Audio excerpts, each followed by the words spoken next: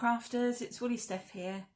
I've been invited to do a collaboration with Nina Ribena, Marina, who is Marihop, Caroline, TheArtyCraftyTart and Teresa Morgan. So the 5 of us are doing a bottle light hop. And we've all made projects using the bottle lights, and I will put the links to all the other ladies in my description box, and I would love it if you would go to each of them please and have a look at how they've used their bottle lights. So I've made 4 projects which you can see in front of me, and I will show you them in just a minute, and then I will do process videos throughout this video. So if you are interested in one or whatever, I will put the timings below in the description box so you can skip ahead. If you were just interested in the lights, the flower lights, you could just skip along to see how I did those. So all the timings will be in the video so that you can skip to the relevant place. The bottle lights are supplied to us through a company called Onforu. They're a European company and they only supply in Europe. The links to them are again in the description box, so if you're in Europe there are several countries you can buy them from. If you are outside of Europe but you still want to have a go at the projects, I'm pretty certain that you can pick up bottle lights from most places and they're relatively inexpensive. Anyway, let's get back to what I've created. So my main project, the thing that I wanted to do mostly or foremost, is a light up journal cover. Let's turn it on. And as you can see, I've made a fairy journal, and inside is all things fairy. And I've put, I think there's 11 lights on the front and 10 lights on the back. So that's my light up fairy journal. And if you're interested in how I've decorated it inside, I will do a journal flip through and put that in a separate video on my channel. Okay, so that's the first thing that I wanted to make. And the next thing, staying with the fairy theme, was a fairy jar. Let's just switch it on. There we go. And all of these look much prettier at night. Obviously I can't film my video at night, but I can do a video of them in the dark, and I will either add photographs or a video at the end of this so that you can see what they look like. But that's my fairy jar. My third project was perhaps using the lights for their intended purpose. And that's as an altered bottle. I've got a lovely napkin on here, a little bit of glitter, some gold on there, some dangles. And my fourth project, I used the lights to make a garland light, like fairy lights, flower lights I suppose they are. So let's turn those on so you can see those. Those are quite pretty too. So if you're interested in how I made any of them, check out the video, the description box in the video, and it will tell you where to skip to so that you can see how I made them.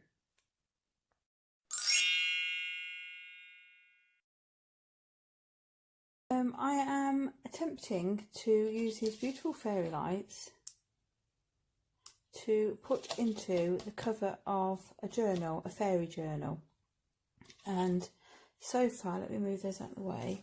So far, I have made a cover with 2mm grey board, I think that's what it's called, and I've left little gaps between the spine, which is 2 inches. And that might be a little bit big, but we'll see how we go. And I've just stuck it down with masking tape, and then where all the edges are, I have stuck some washi tape, and these panels will all obviously be covered. The next thing I need to do, I've got all the I've got the spines and the front and inside and outside covers. The inside covers I've done on a slightly thicker card. I think that's 300 GSM, whereas the other is 200 or 120 for the front. I didn't want anything too thick on the front, but this is going to be hiding all the wires, so I wanted something that you wouldn't necessarily feel all the wires through. So the next thing I need to do is to work out on my front covers, front and back covers, where I want to position the lights, bearing in mind that there is a gap of, let's see, what's that, about 4 inches, what's that, about 10 centimetres, yeah, about 10 centimetres between the wires. So obviously you can put one here and one up here because the wire wouldn't stretch that far, but if you dot them around, that's my plan anyway. Now, although the crocodile will cut beautifully through this board, it will not cut for me in the centre. I can only go around the edges, and obviously I don't just want a frame around the edges, although actually I could do that. No, I'll stick to the original plan. So I'll be using one of the old-fashioned style hole punches and a hammer, and going through my board. And what I'll do is I'll decide on here where I want my holes to be. I shall cut them through on here and then use that as my template to punch the holes through, and then when I've done all that I'll come back. Okay.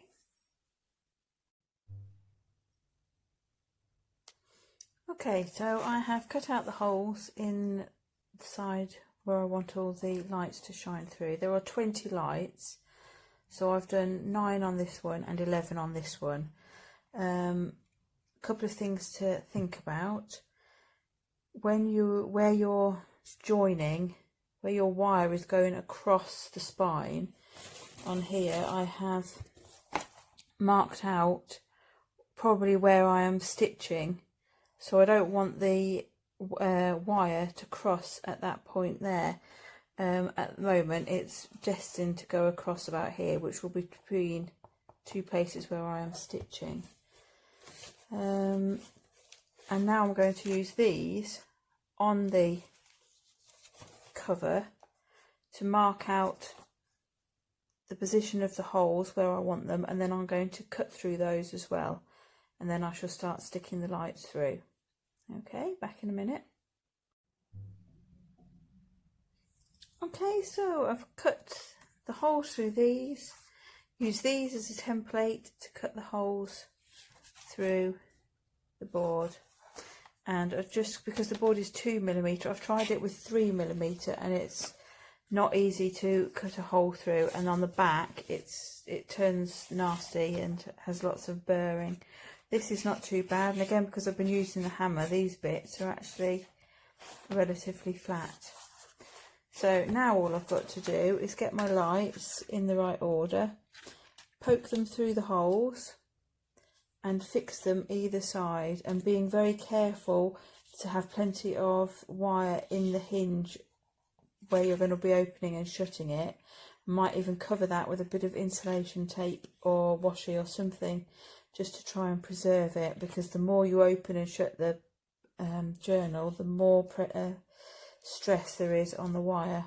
I don't want them to snap, so hence I'm coming in down here on the hinge, and then I'm going to be around this bit and coming across. I can't remember where it was now, here I think, and then around here, and I shall stick them all down just with masking tape, because it's going to have a cover on top which will hopefully hold it in place. Okay. Okay, so we're back again. I have, as you can see, bent the wire round to all the holes that I wanted, and I've stuck them either side of the holes with masking tape. You can bend them, you need to bend some of the wires to get them to go round, and sometimes I found that the path I thought I was going to go in wasn't going to work because of the way that the wires had bent or were naturally going, so I just followed it round so that it finished, and there's the very last hole there. Things to look out for are obviously here where there's going to be a lot of movement. So what I have done is kind of done an S shape there and here, and I am just going to leave that. I was going to stick them, but I think they will be better if you leave them, because if you do this, there's a bit more room for them to move and they're not going to be stuck, and then hopefully the wires won't break.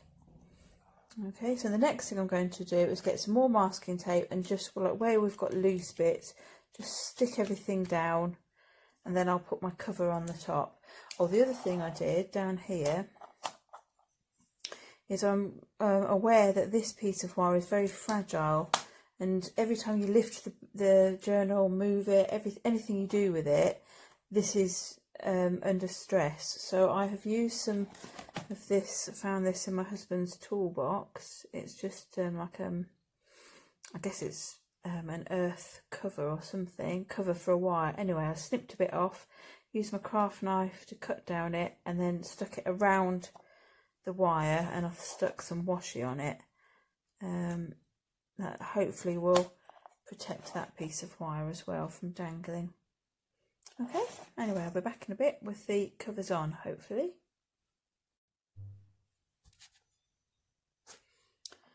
So I've stuck masking tape down on all of the bits of wire and used my nail just to push it around each wire to hopefully stick it down firmly.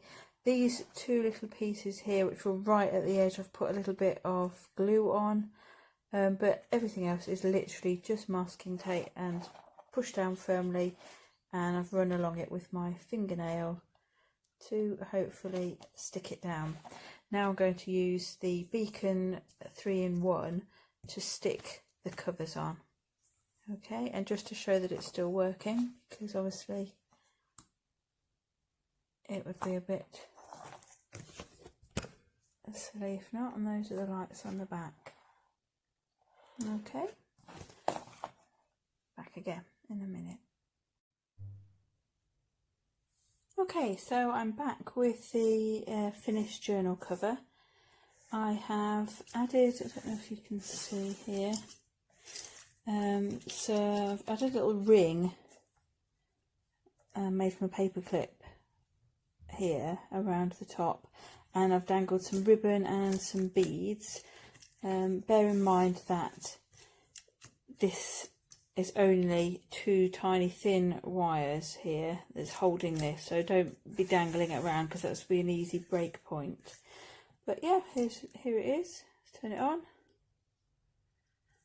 and there's the front side and the inside and the back. I have got a journal to put in it, one signature that I will pop in it. If anybody's interested in a flip through, I'll do that at the end of the video. But for now, I'm quite pleased that the fairy lights work quite well in a journal cover, and it's not too chunky. Works quite well.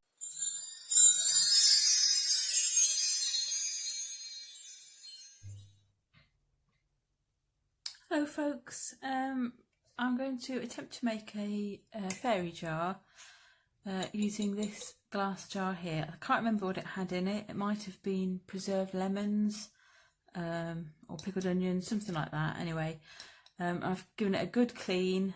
I think it's been in the dishwasher as well, and I've also just gone over the surface with some alcohol just to clean off anything that's residual on there. The first thing I'm going to do is poke some holes in the lid so that I can tie on the bottle mechanism, the stopper mechanism, so that it's not sitting at the bottom. You've got to put your hand in, easy access on the top. And to do this, I'm using a manky old piece of blue tack that I just keep on my desk for poking holes in. and my pokey tool, and I think I will put in maybe 6 holes, 3 and 3, so that I can sort of tie on the bottle cap. And I think what I'll do is start from this side and then turn it over and go through the other way. Either way, you're going to have some kind of sharp edges, so I'm going to have a go at sanding those. But obviously take care when you're making it, and take care when you're using it as well. Okay, so let's have a look and see. Let's do one about there. I'm not going to worry too much.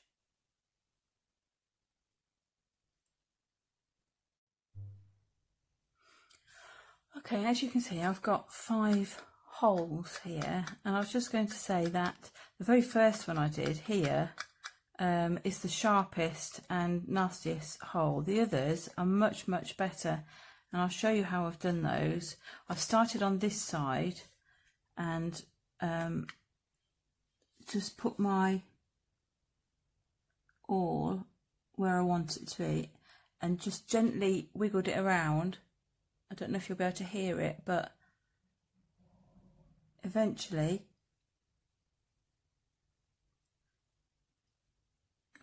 she says, there you go. Did you hear that? There's a little pop, and it means that you've broken through to the other side. And then I've gone over to the other side and found the hole and had a little dig from this side, just a little wiggle around in it, make it a little bit bigger, and then turned it back over and gone back at it from this side, and that has left these holes not so sticking out at the back as the first one, where I just went in. I think I came through from this side and then wiggled a lot from the right side, but that has made some quite sharp bone. I'm going to have a go at sanding it, but the others not so bad at all. So just a little tip there: start on this side, hear the little pop, turn it over, have a wiggle from this side, not too much, and then turn it back and enlarge it from the right side, if I can see where it is in there. And I think that's causing less of a sharp edge on the other side. And all I want is some holes big enough to get a needle through. So those are fine on this side. And on this side, yeah, mainly that one there. Maybe that one there as well. So I'm going to give that a little sand and then I'll be back. Okay, so I've sanded it down. Definitely not going to cause an injury now on that side, and this side's fine as well. Okay, so that's where I'm going to, what I'll do is, if you imagine the lights, the core, I shall put a little bit of sticky tape on there to hold it, and then I shall sew it around, and then that will hold it up here, and then hopefully you won't see it too much. I think I probably will spray the lid, because black's not very fairy-like, but I'll let you know what I do with that when I come back to it. Okay. Okay, so I've die cut some fairies. There's a couple of fairies, a couple of butterflies, and I've got a tiny, tiny little butterfly punch, and I shall be punching out lots of little butterflies in black as well to use.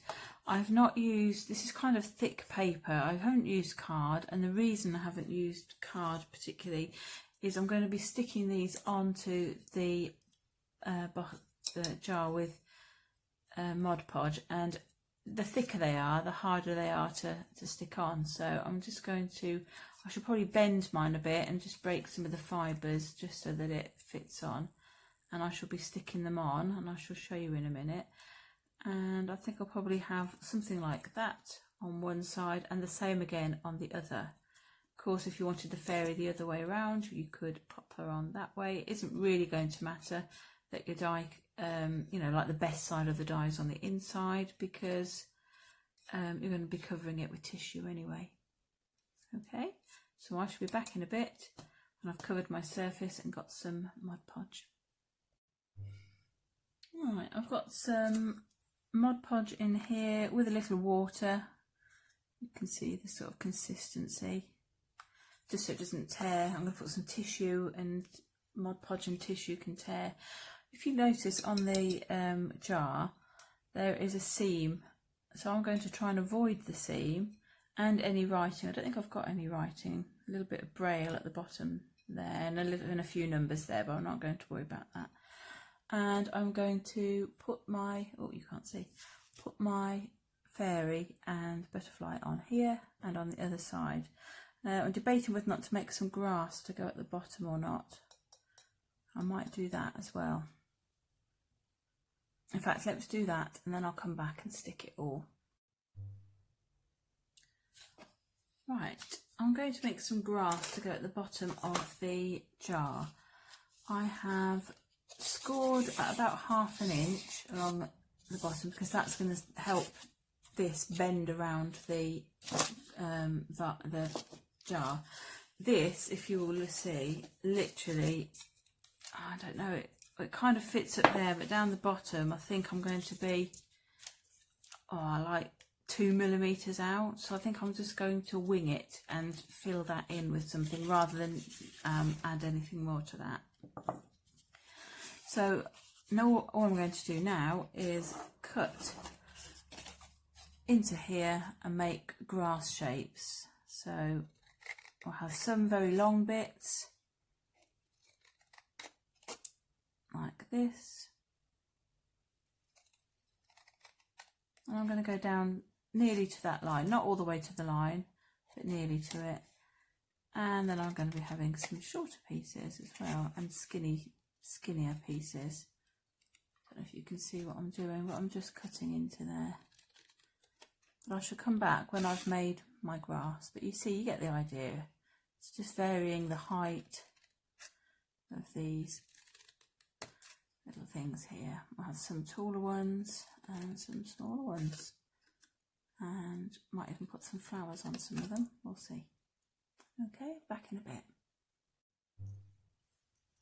Okay, so now we have grass. You can see I've just cut some grass-like shapes. If you could do it better, obviously, if you spent more time doing it.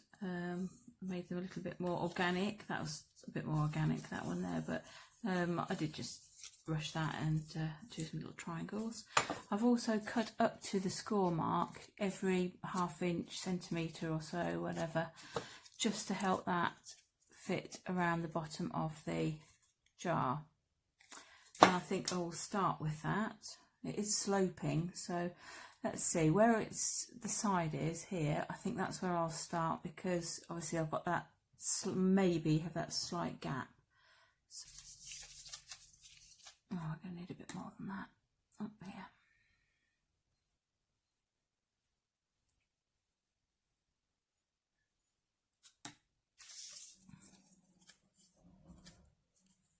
Okay, so I'm going to want that to fit under there. So I'm going to need a few fingers for a bit and hold that down.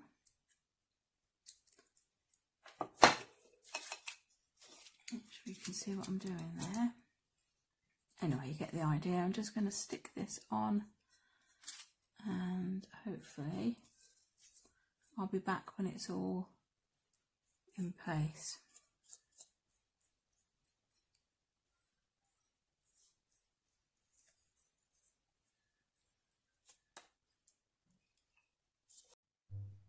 Right, so the glue Mod Podge has almost dried. I can see it's a bit thick over here still, but I think I'm going to continue anyway.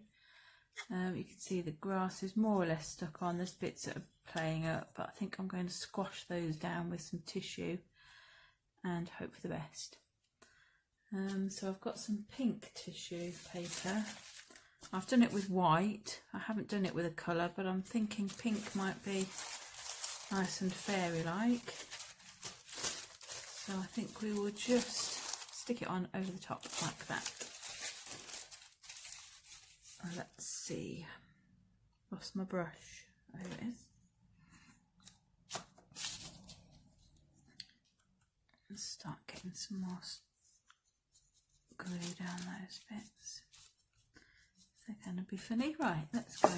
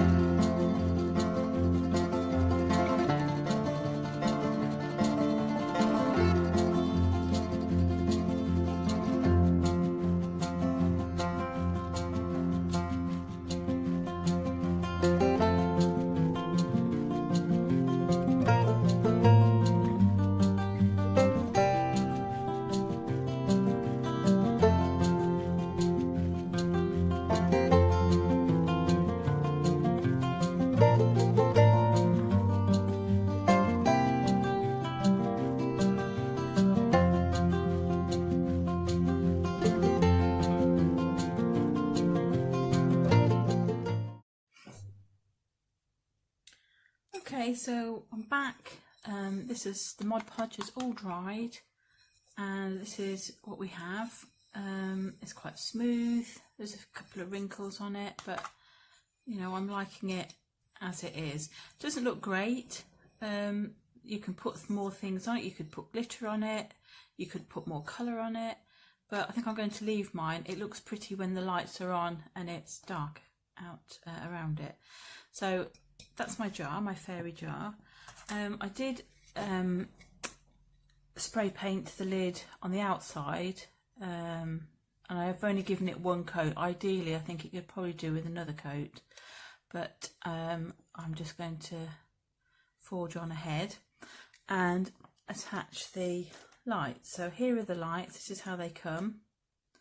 There's a piece of plastic in there that you need to pull out to get the batteries to function.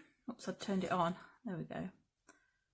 And I shall unravel these, ready for them to go in the fairy jar. Very carefully. And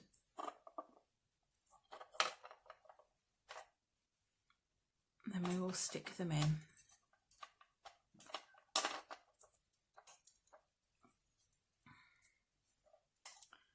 Right, here we go.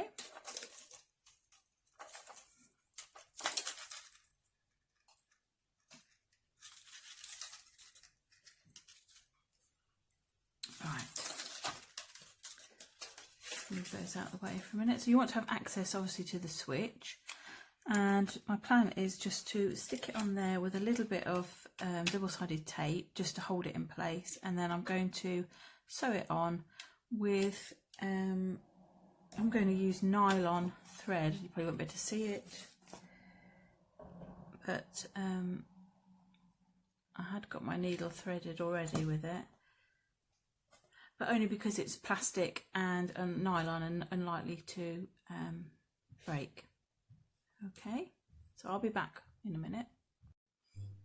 Okay, well, the double-sided tape isn't going to work because of the sort of bend in the lid. I'm going to try some foam tape this time. See if that will do it. And I just want to hold it so that it doesn't keep rolling off while I'm trying to sew it, that's all. There, that'll do. Okay, so let's let's get sewing. I think I will, let's have a think about this. I'm going to start in the middle, and I'm going to leave plenty because I'm going to tie the ends together.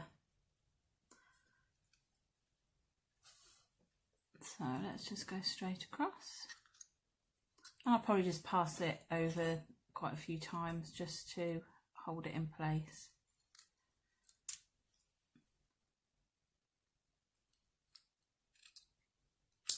Okay, so here it is. It's quite secure. Turn it on and off easily enough, and I've used invisible sort of nylon thread, not because for its invisible qualities, but mainly for its strength. And I shall stick a flower or something on the top of that to decorate it as well. So let's just poke the lights in, and I'm going to sort of just scrunch them up a little bit, push them in.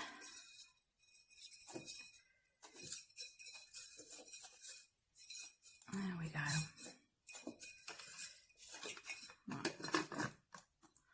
That's the jar, and I think I will just decorate the top with some flowers and then I'll be back. Okay, so I'm back. I've decorated the top with some flowers, different types that I've just got in my stash. I've tied a little bit of tinsel thread or eyelash thread, a couple of beads on it round there, and just a bit of I don't know, it's baker's twine or whatever with a few beads on as well. So let's just turn this on. There. I shall show some different pictures at the end, hopefully, perhaps in the dark. But there's my little fairy jar. Okay.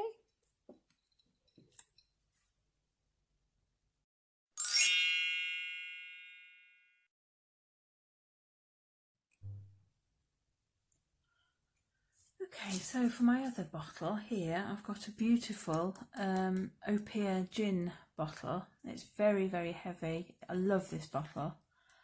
And I am going to hopefully cover it with this lovely napkin. And I think I will I think I might paint it first. Put some either gesso or acrylic paint on it first, and then put the napkin over the top. Okay, so let's get some gesso and see what happens. Okay, so I've given the bottle 2 coats of gesso, and I'm going to attempt to put the napkin on it now. So I shall be ripping out the design that I like here and separating it, and then gluing it onto the bottle with Mod Podge. Okay.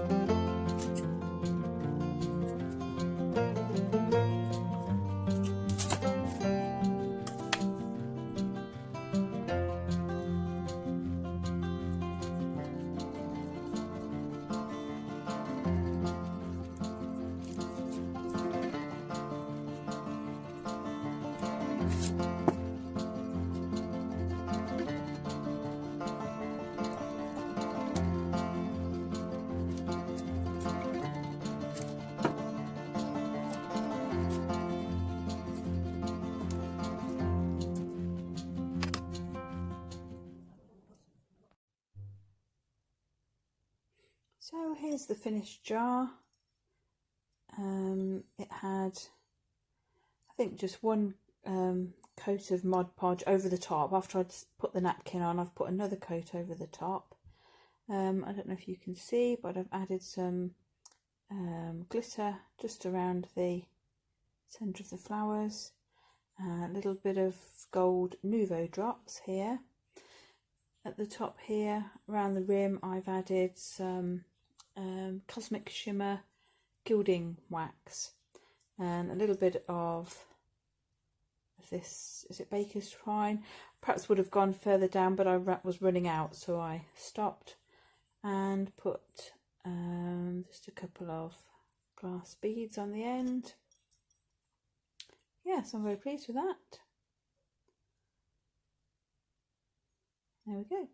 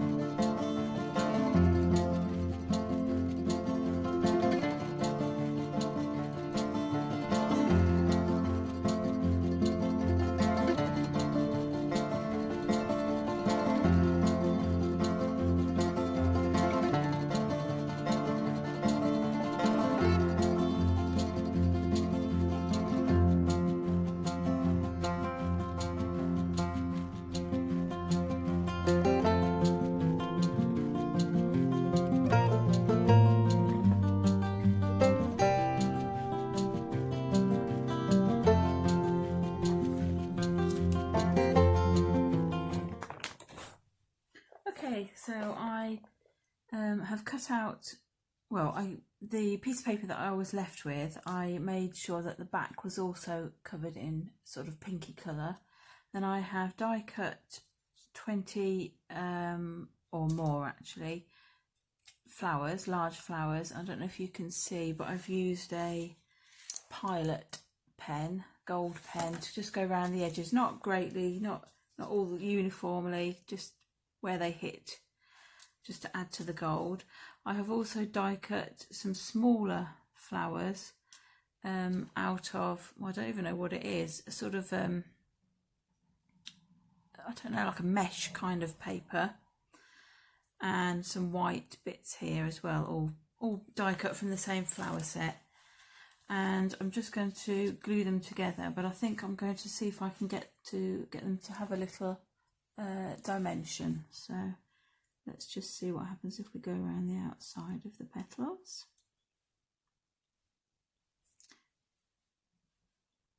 Could probably do with a bigger stylus, but this is what is to hand, so this is what we shall use.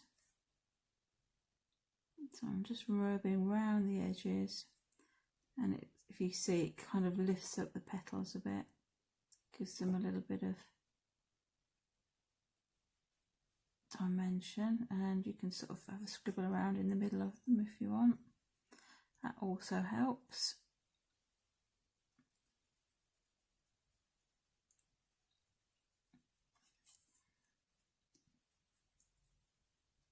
And again, if we do the middle, it tightens it up as well. I shan't do that with those, but with those, I don't know what we can do with these. Let's have a look.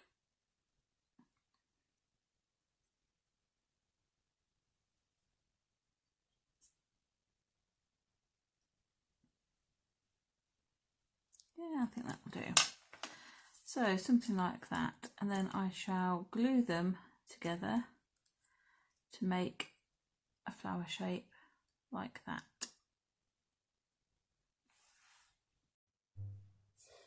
Okay, so I had my flowers like this with a bit of pink on the back.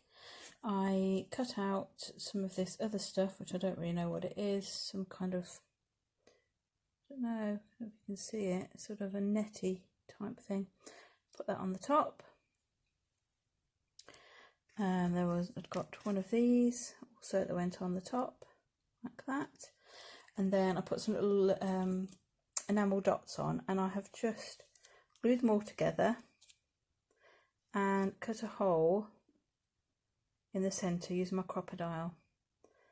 And now I'm going to glue these onto the lights. Okay, and I'll be back in a minute. Okay, so I'm back, and I have used a hot glue gun to stick the wire either side of the hole, poked the little light through the hole, and that's it. That's how they look. I wonder if I can turn them on. Let's turn them on. Let's see what they look like with the light off.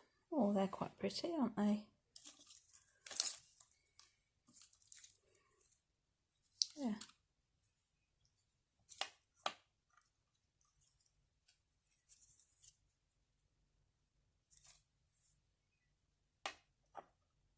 There we go. So I thought I'd like to show you all the things that I'd made and what they look like at night. This is the first jar that I made, sort of my practice one that I just had a go with. Let's put that over there, and there's my fairy jar. Obviously they look better standing up. And my bottle.